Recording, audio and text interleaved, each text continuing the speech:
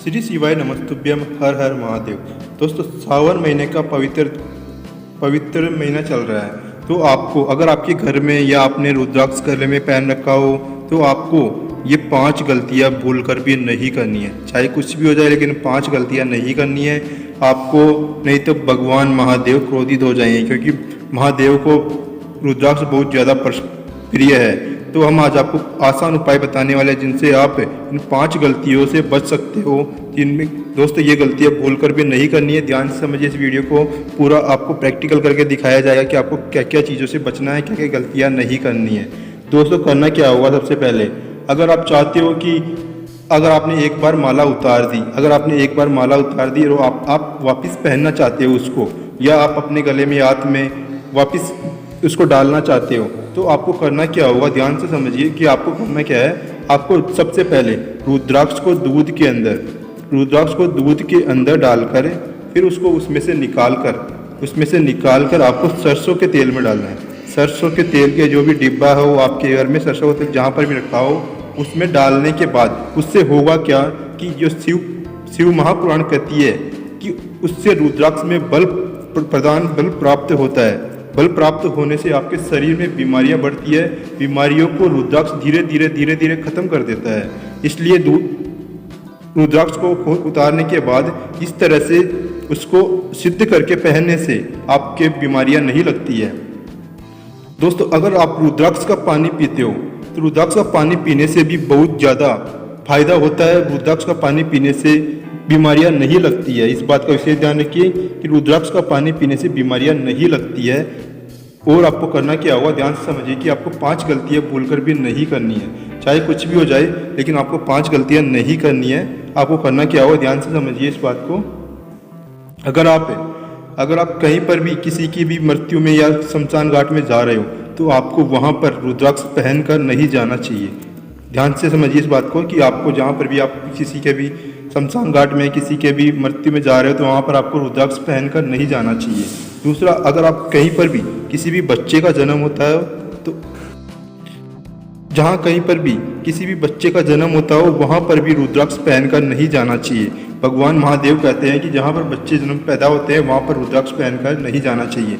दोस्तों, तीसरी बात, अगर आप कहीं पर भी जहाँ पर वेश्यावृत्ति हो या मदिरा पान चलता रहता हो वहाँ पर भी रुद्राक्ष पहनकर नहीं जाना चाहिए। उससे वो रुद्राक्ष खंडित हो जाता है। इसलिए इस जगह पर भी रुद्राक्ष पहनकर नहीं जाना चाहिए। चौथी बात, अगर कोई भी ऐसा स्थान हो जहाँ पर आप पहली बार जा रहे हो, पहली बार ऐसे आपको ऐसा लग रहा हो कि यहाँ पर किसी न किसी जीव की हत्या हुई है या फिर वहाँ पर कुछ ना कुछ गलत काम हुआ है, तो आपको वहाँ पर भी रुद्राक्ष पहनकर नहीं जाना चाहिए। चौथी बात, अगर आपको ऐसा लगता हो, बहुत से लोग ऐसे बोलते हैं कि क्या गले में ये रुद्राक्ष धारण कर लिया, बाबा जी बन गया, तो ऐसी जगह पर ऐसे लोगों के पास भी आपको रुद्राक्ष पहनकर नहीं जाना चाहिए कि महादेव का रुद्राक्ष से खंडित होने लग जाता है। इसलिए ऐसी जगह पर रुद्राक्ष पहनकर नहीं जाना चाहिए। दोस्तों, एक और उपाय आपको बता दें, बहुत ही आसान उपाय है, बहुत ही चमत्कारी उपाय है। अगर कुछ लोगों को ऐसा होता है कि कैंसर की बीमारी हो जाती है, वो फर्स्ट स्टेज का कैंसर होता है, तो हम आज आपको एक आसान उपाय बताने वाले हैं। पूज्य गुरुदेव पंडित प्रदीप जी मिश्रा की कथा के अनुसार जो उपाय बताया गया है उसको आसान भाषा में समझाने की कोशिश करेंगे। ध्यान से समझिए कि आपको करना क्या है कि आपको 3 मुखी या 6 मुखी कोई सा भी छोटा रुद्राक्ष आपको लेना है। छोटा रुद्राक्ष लेने के बाद आपको करना क्या होगा कि उसको सुबह आपको पानी में डालना है और दूसरे दिन आपको उस पानी का आचमन करना है। अब करना क्या है, कैसे आचमन, ध्यान से समझिए कि आपको आचमन करना है दूसरे दिन सुबह। रुद्राक्ष का पानी जो आपने पानी में रुद्राक्ष डाला था, उस पानी को आपको आचमन करना है। आचमन कैसे करोगे, आपको आचमन करना है सुबह, दोपहर और शाम के समय। ध्यान से समझिए इस बात को कि आपको आचमन कब करना है, सुबह, दोपहर और शाम के समय। आचमन करते समय भगवान महादेव का नाम आप ओम नमः शिवाय बोलते हुए आचमन कर सकते हो। श्री शिवाय नमस्तुभ्यम बोलते हुए आचमन कर सकते हो, या फिर 12 ज्योतिर्लिंगों का नाम लेकर आप आचमन कर सकते हो। आप देख सकते हो 12 ज्योतिर्लिंगों के नाम आपको दिखाई दे रहे हैं, आप इनका नाम लेते हुए भी आचमन कर सकते हो। भोलेनाथ का स्मरण करने से अगर कैंसर का मरीज इस पानी का आचमन करता रहेगा लगातार कुछ दिनों तक, तो उसको आसान अचूक लाभ प्राप्त होंगे। कैंसर में भी लाभ मिलने लगेगा कुछ ही दिनों में। अगर ध्यान से समझिए इस बात को। अब अगर आप पुरुष हो तो आपको सीधे हाथ में रुद्राक्ष पहनना है। ध्यान से समझिए, अगर आप पुरुष हो तो आपको सीधे हाथ में रुद्राक्ष पहनना होगा। अगर आप पे सीधे हाथ में रुद्राक्ष पहनना है और सीधे हाथ से ही उस जल का आचमन भी करना है। ध्यान से समझिए इसको, सीधे हाथ से ही उस जल का आचमन भी करना है। अगर आप स्त्री हो तो आपको करना क्या होगा कि आपको उल्टे हाथ में रुद्राक्ष धारण करना होगा। उल्टे हाथ में रुद्राक्ष धारण करना है और उल्टे हाथ से ही जल का आचमन करना है। उस जल का आचमन भी उल्टे हाथ से ही करना है। ऐसा आप कुछ दिनों तक करोगे तो आपको अचूक लाभ प्राप्त होंगे और आपका कैंसर में बहुत ही अच्छा लाभ प्राप्त होगा। बात करते हैं, बहुत से लोग पूछते हैं कि रुद्राक्ष को अभिमंत्रित कैसे करते हैं, रुद्राक्ष को सिद्ध कैसे किया जाता है। बहुत से लोगों को गलती होती है, बहुत से लोग गलती करते हैं कि करते क्या है कि रुद्राक्ष को बार बार उतार के रख देते हैं, फिर बार ऐसे ही पहन लेते हैं, जबकि ऐसा नहीं करना चाहिए। रुद्राक्ष को अभिमंत्रित रुद्राक्ष को सिद्ध करना चाहिए, तभी आपकी मनोकामना पूरी होती है। ध्यान से समझिए कि रुद्राक्ष को सिद्ध कैसे किया जाता है। रुद्राक्ष को सिद्ध करने का भी एक तरीका होता है। पूज्य पंडित जी ने अपनी कथा में जो उपाय बताया था कि रुद्राक्ष को सिद्ध कैसे किया जाता है, उसको आसान भाषा में समझाने की कोशिश करता हूँ। ध्यान से समझिए, आपको करना क्या होगा कि आपको एक रुद्राक्ष की माला हो या आपके पास रुद्राक्ष रखा हुआ हो, कोई भी रुद्राक्ष जो जिसको आप सिद्ध करना चाहते हो। सिद्ध कैसे होगा, ध्यान से समझिए कि आपको 108 बेलपत्ता लेने हैं, 108 बेलपत्ता लेने हैं और चंदन लेना है, लाल चंदन लेना आपको, लाल चंदन लेना है आपको। फिर आपको करना क्या होगा कि या तो आप चंदन से बेलपत्तर पर ओम नमः शिवाय लिख दीजिए, या तो आप चंदन से बेलपत्तर पर ओम नमः शिवाय लिख दीजिए, या फिर एक एक पत्ते पर या सभी पर ओम नमः शिवाय लिख दीजिए, या फिर आप उसके ऊपर लाल चंदन लगा दीजिए। दोनों कर सकते हो आप। अब आपको करना क्या होगा, ध्यान से समझिए कि आपको उस रुद्राक्ष को, जो भी अपने रुद्राक्ष है, उसको बेलपत्तर पर ओम नमः शिवाय लाल चंदन लगाकर रुद्राक्ष पर समर्पित कर दो।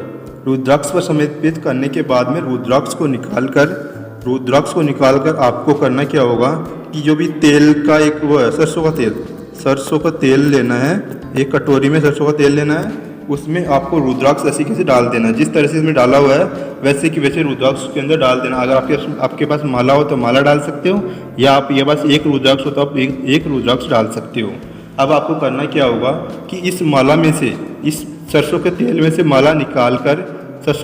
माला निकालकर आपको शिवलिंग के ऊपर रख देना है। शिवलिंग के ऊपर रखने के बाद एक लोटा जल आपको भगवान महादेव को अर्पित करना है। एक लोटा जल आपको अर्पित करना है। उसके बाद आपको करना क्या होगा, आप उसको रुद्राक्ष को निकाल करके आप उसको धारण कर सकते हो। ध्यान से समझिए, फिर से समझा देता हूँ।